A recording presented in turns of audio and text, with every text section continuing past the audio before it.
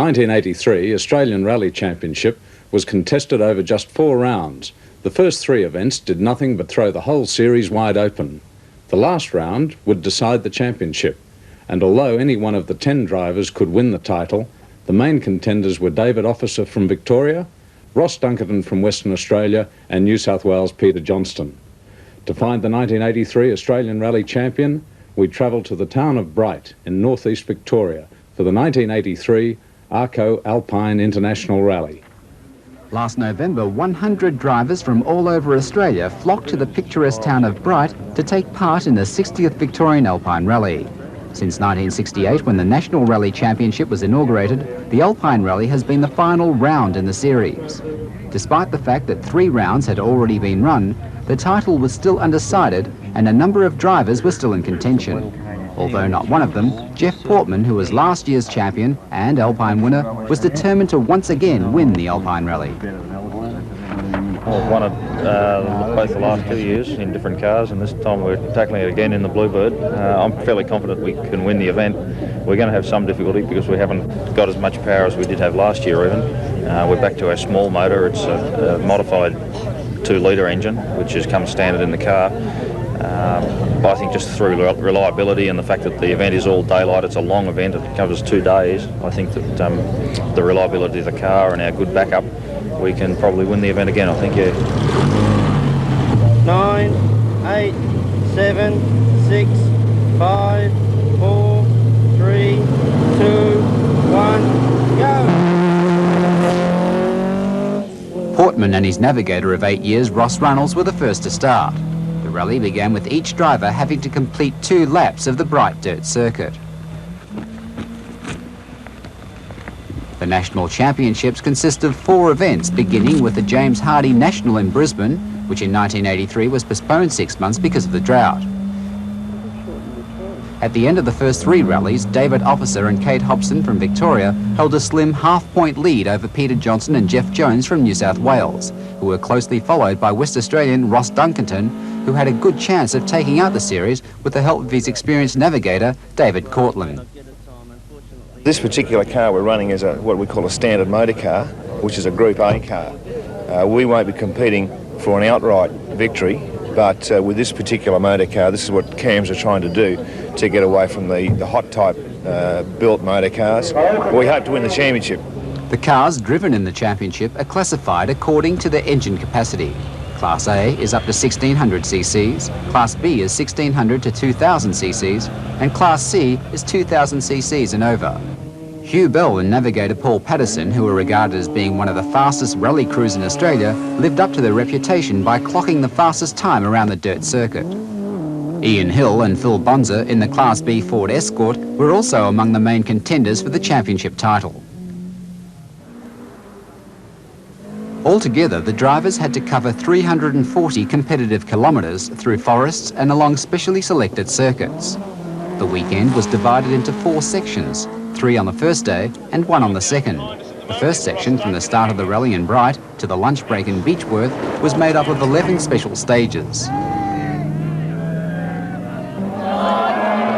And there is an almost big lose. And a very, very spectacular entry by none other than George Fury.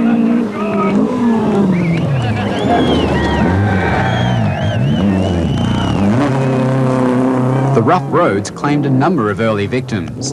Already by the 4th special stage, 4 crews had been forced to withdraw from the rally. Among them were Jeff Portman and Ross Runnels, who only managed 7 minutes and 58 seconds of competitive driving before having to pull out. Some 2 kilometres back down the road, we were getting along fairly well, and we plummeted a big rock sitting in the road. It was well embedded into the road, it dented the sump guard, the cross member, and unfortunately the impact broke the oil pickup off the motor, so the oil pressure dropped away and we had to stop. Although they put on a spectacular performance, taking corners at dangerously high speeds, George Fury and his navigator Monty Suffin in car number 5 at Datsun 120Y just couldn't manage to find a smooth driving rhythm. Fury, who has twice won the Australian Rally Championship and the Southern Cross Rally, finished the morning section in 5th place. In 4th place at the end of the first 12 stages was Ian Hill, who drove somewhat inconsistently throughout the morning. Although Although he came second and third in 5 of the stages, he only managed 11th, 12th and 23rd positions in 3 other stages. After the first few stages, Hugh Bell and Paul Patterson in their Datsun 1600 had slipped to 10th place. However, by lunchtime they had worked their way back to 3rd place. In 2nd place were David Officer and Kate Hobson, who were leading the 1983 championship. Kate was one of only a few female crew members in the rally. Well, I get a book of instructions that tell me distances between intersections and what to do at that particular intersection. It might be a straight on or a turn right or a turn left, and I've got to call it down roughly from 500 metres as we're going towards it and say, right, turn right or whatever, and keep on doing that the whole time.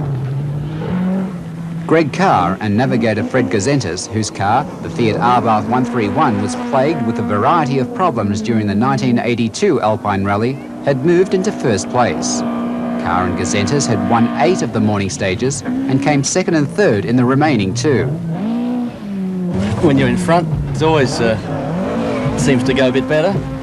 But I enjoy the Alpine. I like the roads, I like the conditions. And my car's running absolutely perfectly, so that always makes things a little bit better. And it's a nice day. There's a fair bit of wind blowing, so the dust isn't a problem. The wind's blowing the dust away. And we're just having a really good run. During the lunch break, each car had to undergo a noise test. Each vehicle had to conform to a noise level of 96 decibels. The cars were tested in accordance with the test procedures laid down by CAMS for rally cars. The lunch break also gave competitors a chance to repair cars that had been damaged during the morning section. Makeshift panel beating was the order of the day, as was hurried mechanical work. David Officer's Gallant had suffered a broken differential, and his support crew worked frantically to replace it in time for him to start the afternoon section on time.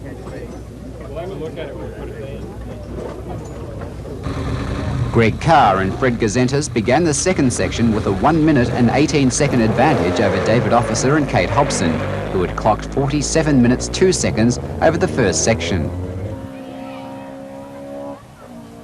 Refreshed after their short break, Carr and Gazentis were confident of maintaining their lead.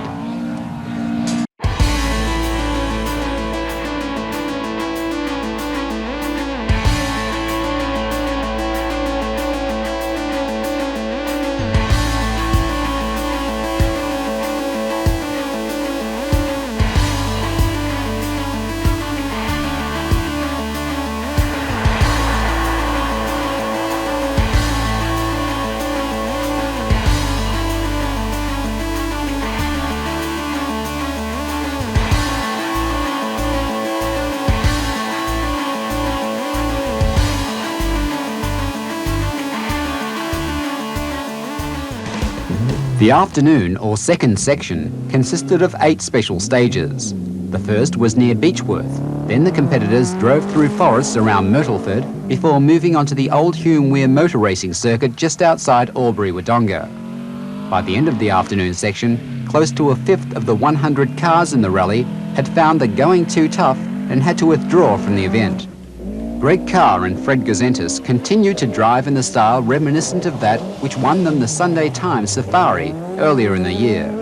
Their left-hand drive Fiat Abarth ran smoothly, enabling them to win 6 of the afternoon's 8 stages.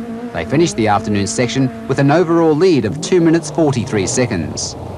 David Officer and Kate Hobson in car 16 had slipped back to 3rd position after an inconsistent driving display which included a 15th position in the afternoon's 6th special stage. Ian Hill and Phil Bonzer in their Ford Escort managed a 1st and 4 seconds in the afternoon section, which put them into overall 2nd place, a position they would have to maintain if they were to have any chance of taking out the 1983 championship. I was hoping that we'd be somewhere in the first 3 any rate at the end of today, and I think if we're probably 2nd at the moment. Greg's established a fairly big lead really of about 2.5 minutes or so. So I think you know, if we are 2nd, I'm fairly happy with that. The final stage in the afternoon section was the bitumen circuit by the Hume Weir. Here, the drivers changed their winter tread tyres for sets that would give their cars better traction on the hard surface. The competitors were required to complete 2 laps of the tricky circuit.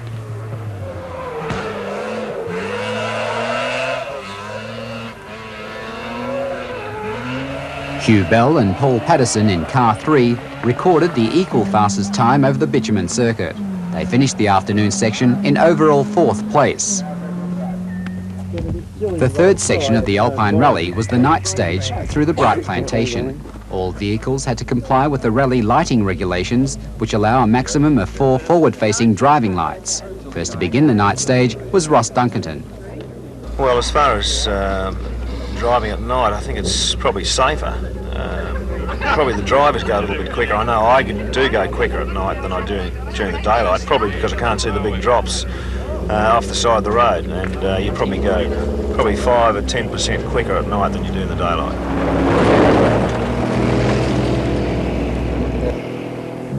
This year, the night section was considerably shorter than in years gone by. The average time taken by competitors to complete the day's final stage was around 10 minutes.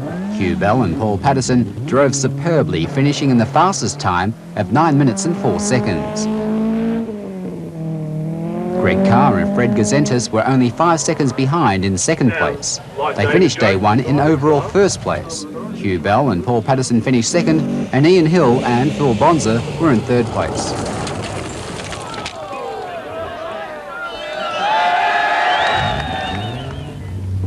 Like day 1, day 2 of the 1983 Alpine Rally began with the competitors having to complete 2 laps of the bright dirt circuit before moving on to surrounding plantations.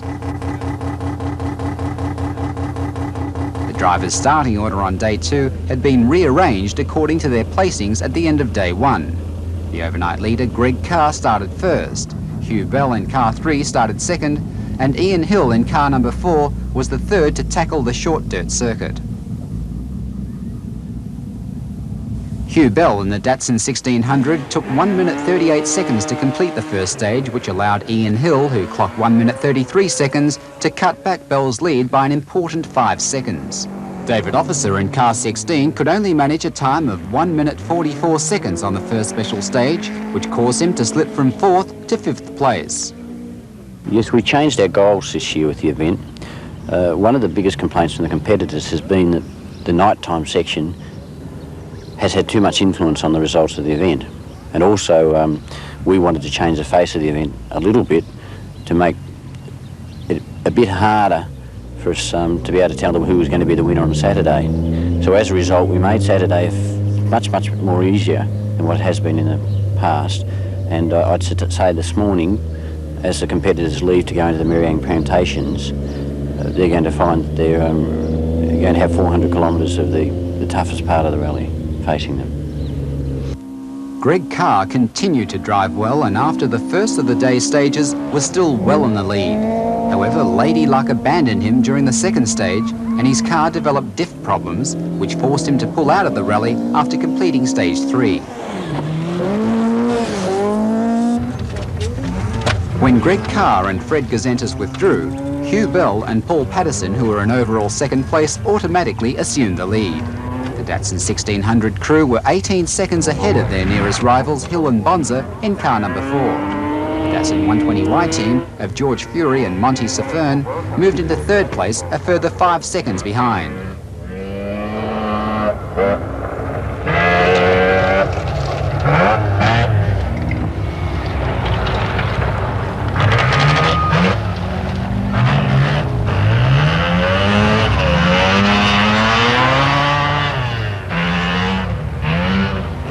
The 4th and final section, which was the only section held on day 2, was made up of 13 special stages.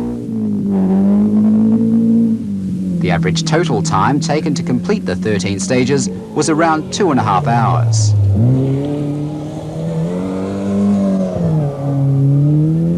Less than halfway through the final section, more than a quarter of the competitors had thrown in the towel due to mechanical problems.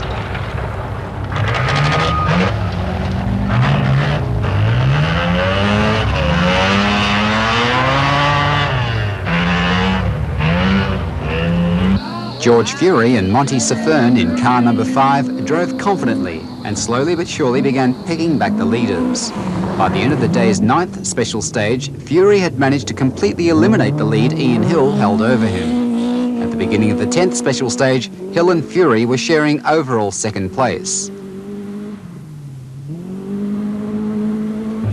The morning special stages proved to be more hazardous than most of the competitors had anticipated. By the lunchtime service break at Ovens, south of Myrtleford, the field of 100 cars had been reduced to 60. The crews took the opportunity to give the cars a final check-over in preparation for the last special stages, which would decide not only the winner of the Diamond Jubilee Alpine Rally, but also the Australian Rally Championship. Hugh Bell in car number 3 was the first to get away after the break. He was determined to hold on to his precious 9-second lead over George Fury, who was now in second place. Ian Hill and Phil Bonser, who were in third place, were also within striking distance of the leader.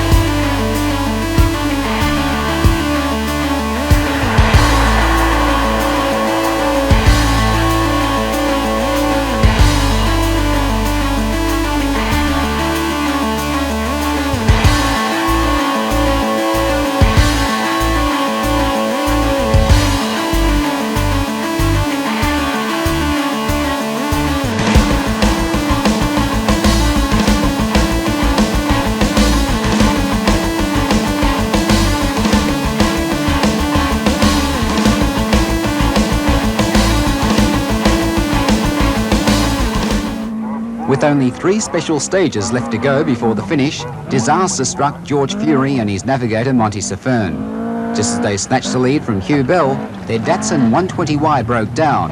Unfortunately for them, the damage, a broken camshaft, was too severe to even contemplate fixing. They were left with no other alternative but to simply withdraw from the rally. Clive Slater and Steve Owers in the Toyota Celica drove magnificently all day. They had started the final section in 16th place and had slowly worked their way through the field to end up securing 4th place in the 1983 Alpine Rally.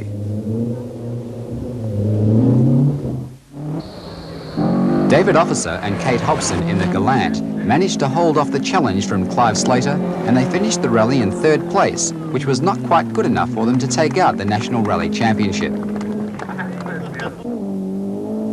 Up until the 3rd last special stage, Hugh Bell and navigator Paul Patterson held a precarious lead. They had started the day in 2nd place, and when Greg Carr ran into difficulties in the 2nd special stage, Bell moved into 1st place, which he maintained for the following 9 stages. However, during the 11th special stage, Ian Hill hit the front with a 10-second lead. In the 2nd last stage, Bell wrestled the lead back, but he lost it again in the final stage when, in a dramatic finish, Ian Hill and Phil Monser clocked the fastest time and won the rally with 20 seconds to spare. And the first place getters, formerly in the 1983 Inkerville Alpine Rally, the Ford Escort driven by Ian Hill and navigated by Phil Bonser.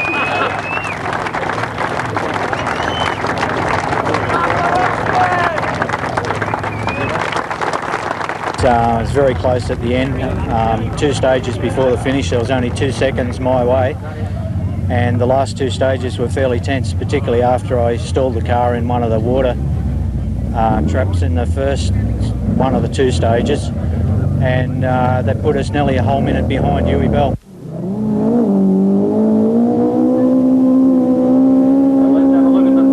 At the end of the rally, the 10 fastest drivers did a lap of the bright dirt circuit, which gave Ian Hill and Phil Bonser a chance to show off their winning style.